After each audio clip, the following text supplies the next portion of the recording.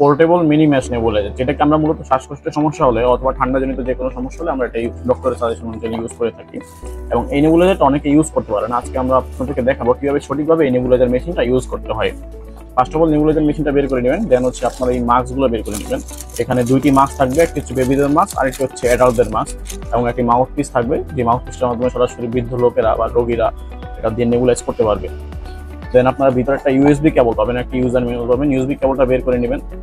দেন আপনাদের কাজ হচ্ছে এখানে যে ব্যাটারির একটা চেম্বার দেখতে পারবেন, এই চেম্বারটার মধ্যে ব্যাটারিটা ইনস্টল করে নেবেন। ব্যাটারিটা ইনস্টল করা হয়ে গেলে আপনারা এই চেম্বারটা লাগিয়ে দিবেন। আপনারা কিন্তু চাইলে ইউএসবি কেবলের মাধ্যমে সরাসরি ইলেকট্রিসিটি দিয়ে এটা ইউজ করতে পারেন, ব্যাটারি ছাড়া, তখন ব্যাটারিটা লাগাবেন না।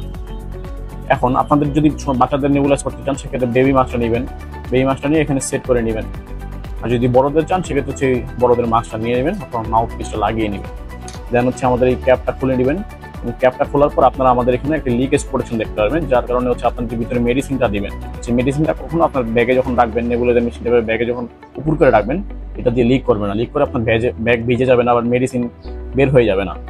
ডক্টরের সাজেশন অনুযায়ী আপনার একটা মেডিসিন নিয়ে নেবেন। আমার কাছে বর্তমানে মেডিসিনটা নেই, যার কারণে হচ্ছে আমি এখানে পানিটা নিয়ে এখানে দিয়ে দিচ্ছি, ড্রপার দিয়ে পানিটা দিয়ে দিচ্ছি।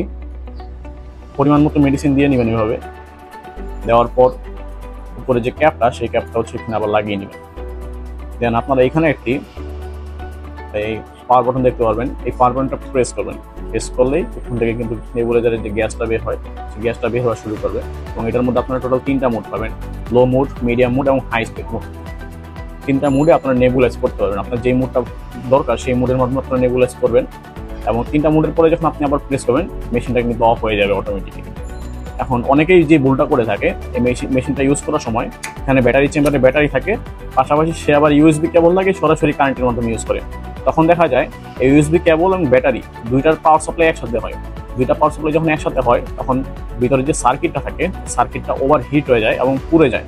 তখন কাস্টমার আমাদের অনেক সময় বলে থাকে যে আপনারা কি মেশিন দিলেন, 2 দিন ইউজ করলাম, নষ্ট হয়ে গেল। তখন আমরা যদি কারণটা জানতে চাই বা সে কীভাবে ইউজ করছে সেটা যদি জানতে চাই, তখন বলে যে ভাই আমি এরকম দুইটা একসাথে লাগিয়ে ইউজ করেছি।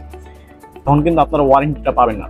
এই জন্য আপনারা কি করবেন, সবসময় ব্যাটারি দিয়ে ইউজ করবেন, অথবা যদি আপনি ইউজ করতে চান ব্যাটারিটা খুলে তবে সরাসরি ইউএসবি কেবল দিয়ে তাই ইউজ করবেন। তাহলে আপনার মেডিসিনটা লং লাস্টিং করবে এবং অনেকদিন যাবত ইউজ করতে পারবেন এবং কোনো সময় নষ্ট হবে না।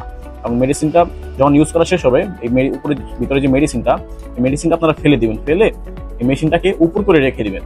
তাহলে কি হবে, এই যে ভিতরে যে লিকুইড মানে লিকুইডটা যে থাকে, লিকুইডটা ভিতরে জমবে না। এখানে যদি আপনার মিক্সচার এখানে গোড়ায় যদি লিকুইডটা জমে থাকলে কিন্তু এখানে দেখা যায় পারদ পড়ে যায়, পারদ করে ময়লা জমে, তখন কিন্তু আমাদের যে মেশিনটা দিয়ে গ্যাসটা কম বের হওয়া শুরু করে। আপনারা চেষ্টা করবেন সবসময় এই মেডিসিন ইউজ করা হয়ে গেলে এটা সবসময় উপর করে রেখে দেওয়ার চেষ্টা করবেন, শুকিয়ে ভালো মতো ধুয়ে মুছে রেখে দেবেন। আজকের ভিডিওটা মূলত এই নেবুলাইজার কীভাবে ইউজ করতে এই পর্যন্তই ছিল। আশা করি পরবর্তীতে আপনাদের নতুন একটা টপিক নিয়ে, নতুন একটা ভিডিও নিয়ে আপনাদের মাঝে হাজির হব। ধন্যবাদ। আসসালামু আলাইকুম।